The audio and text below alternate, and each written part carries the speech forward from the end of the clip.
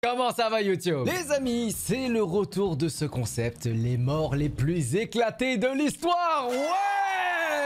Alors je sais que le dernier épisode remonte à il y a un peu plus d'un an et que j'avais dit que j'allais arrêter parce que je pensais avoir fait le tour. Mais en recreusant un peu, en fait je me suis rendu compte que j'étais passé à côté de plein d'histoires débiles que je pouvais vous raconter. Et c'est exactement ce qu'on va faire aujourd'hui. Alors contrairement aux autres fois, je vais pas les regrouper par époque historique, hein, ce sera plutôt un vrac de plein d'histoires que j'ai trouvées. Mais comme d'hab, à la fin de chaque histoire, je vais les classer par ordre de débilité dans une tier list. Par contre, vous savez ce qui est pas du tout débile? De se faire 20 balles en 5 minutes. Et ça c'est possible grâce aux partenaires de la vidéo d'aujourd'hui les amis, Revolut. Et ouais les gars, Revolut vous offre 20 € gratuitement si jamais vous téléchargez leur application grâce au lien qui se trouve en description. Et en plus de ça, si vous le faites, ils m'ont dit qu'ils feraient un tirage au sort parmi vous pour gagner 1000 €.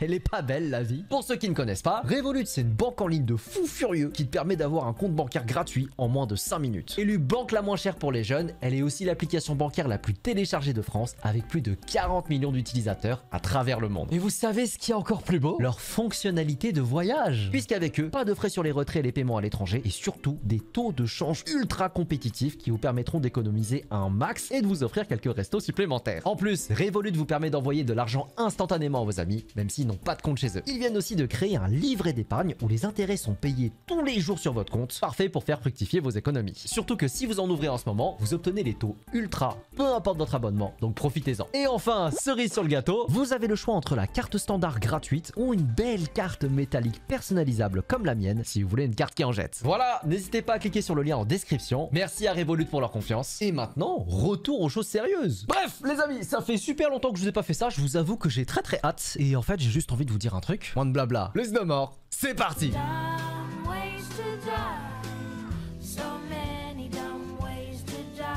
Dracon d'Athènes. Les amis, bienvenue en Grèce antique. Alors Dracon, c'était un législateur athénien qui a vécu au 7e siècle avant Jésus-Christ et le peu qu'on puisse dire, c'est qu'il avait pas mal de pain sur la planche. En gros, à cette époque, il n'y avait pas vraiment de loi écrite qui déterminait la sentence des crimes quand une personne en commettait. Ce qui fait que souvent, pour un même crime, c'était pas toujours la même punition qui était donnée. Et encore plus quand c'était un riche qui était jugé parce que... Et ça, Dracon, il pouvait pas le tolérer. Du coup, dès qu'il devient législateur, il se donne pour mission de rédiger et de graver dans la pierre toutes les lois de la cité pour que tout le monde soit logé à la même enseigne. Un crime égale une peine, et comme ça, c'est clair pour tout le monde. Très belle initiative, vous allez me dire.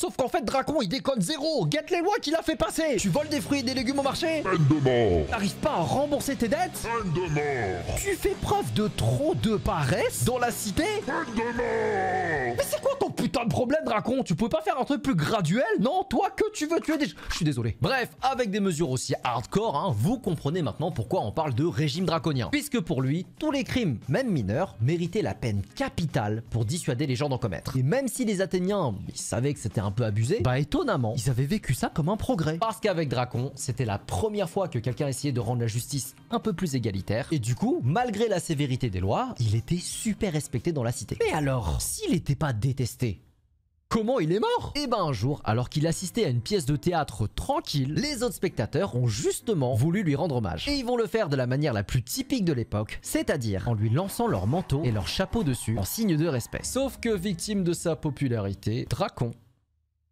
serait mort étouffé sous les habits. Tu sais, je l'imagine là. Non, non, arrêtez. Bon, première mort de la vidéo les amis, il est l'heure de passer au classement. Alors honnêtement, je serais bien tenté de le mettre dans totalement mérité. Parce qu'en fait, tu sais, je veux bien que le mec, il mette des lois et tout, mais non, là, il abuse, tu vois. Tu fais un truc de travers, tu meurs en fait. Donc au bout d'un moment, t'as envie d'étouffer les gens sous tes lois. Tu sais quoi, tu mérites d'étouffer sous des vêtements.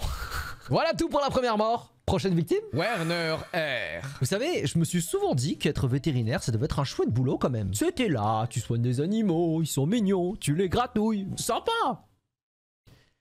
Cette histoire, elle m'a fait changer d'avis. Donc on est en 1998, en Allemagne, et Werner, c'est un brave gardien de zoo qui s'occupe un peu de tout là-bas. En gros, c'est lui qui les nourrit, qui nettoie leurs enclos, mais qui s'occupe aussi d'eux si jamais il y a un pépin de santé. Bref, un chic type. Le truc, c'est qu'un jour, alors qu'il nettoie la cage de l'éléphant du zoo qu'on va appeler Babar, il se rend compte qu'il y a un truc qui cloche. En fait, il se rend compte que ça fait depuis un moment qu'il passe beaucoup moins de temps à la nettoyer, et pour cause, c'était parce qu'en fait, Babar était constipé. Oh non, bébou.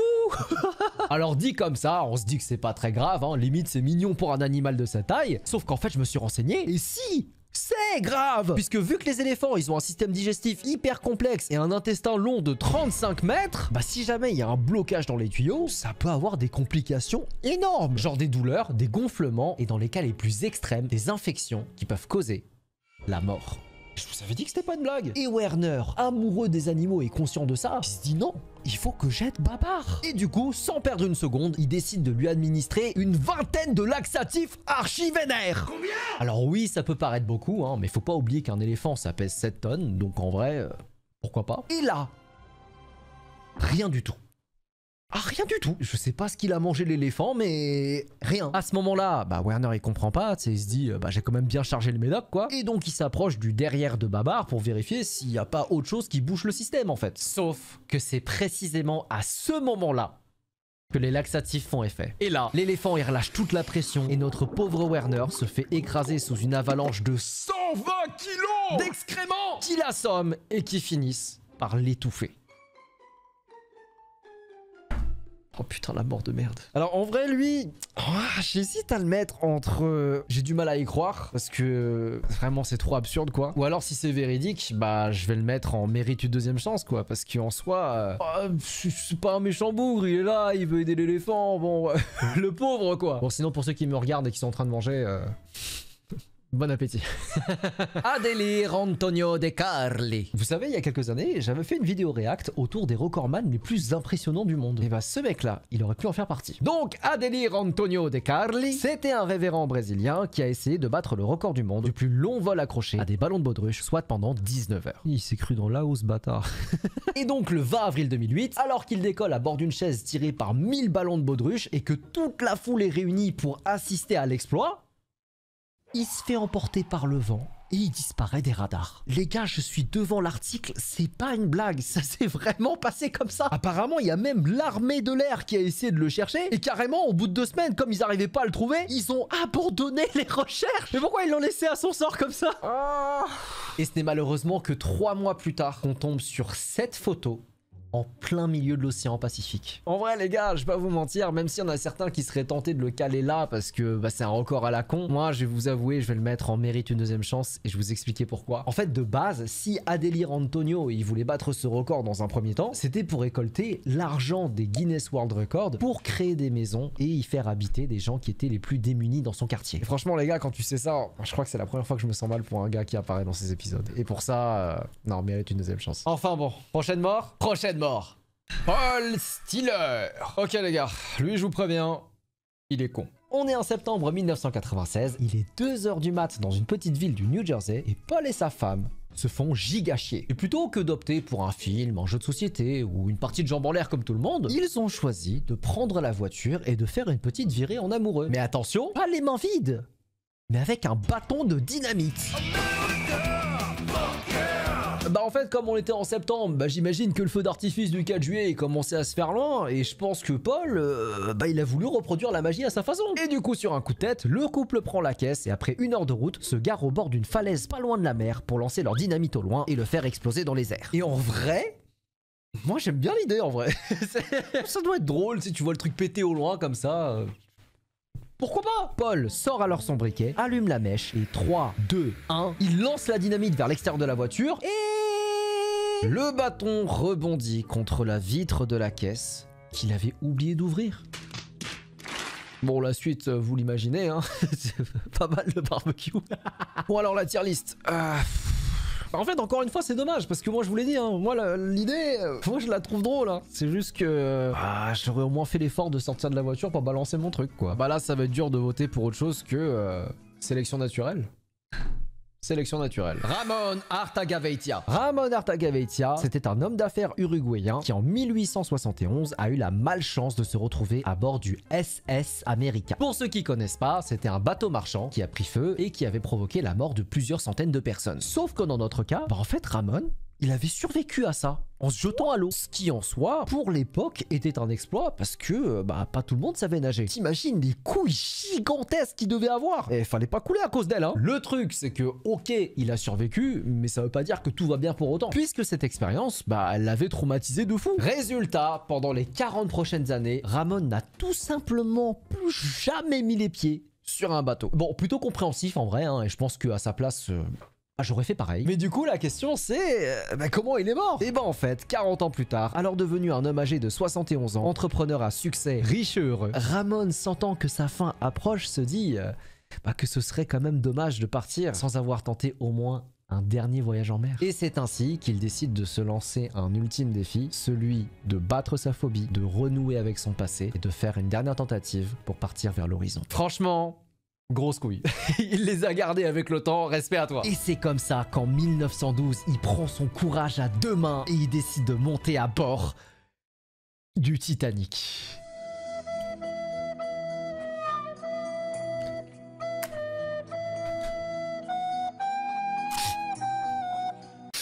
En fait, ça me fait grave de la peine parce que il avait enfin décidé de se jeter à l'eau et... faut que j'arrête avec mes jeux de mots de merde, moi. Non mais là c'est juste le sort qui s'acharne en fait. Donc écoutez, au niveau du classement, moi je vais le mettre en mérite une deuxième chance. Parce que franchement, le pauvre bonhomme quoi quand même. Enfin bon, prochaine victime.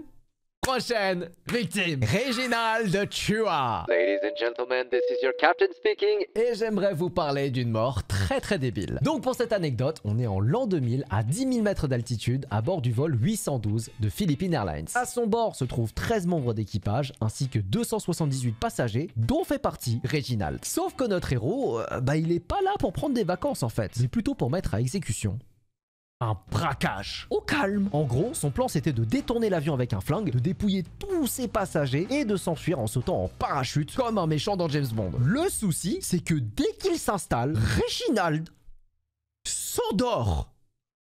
Au calme. Et en fait, il s'endort tellement profondément qu'il se réveille pas avant la toute fin du vol, alors que l'avion est déjà en train d'entamer sa descente. Et c'est là que ça craint, parce que si jamais l'engin réatterrit, il va devoir repasser par une douane. Et déjà que c'était pas simple de faufiler son gun la première fois, il voulait pas risquer de se faire choper. Et donc, dans la panique la plus totale, il, je cite, se munit d'un masque de ski, de lunettes de natation et braque un steward en criant « Ma femme m'a trompé avec un policier! Ma femme m'a trompé avec un policier !»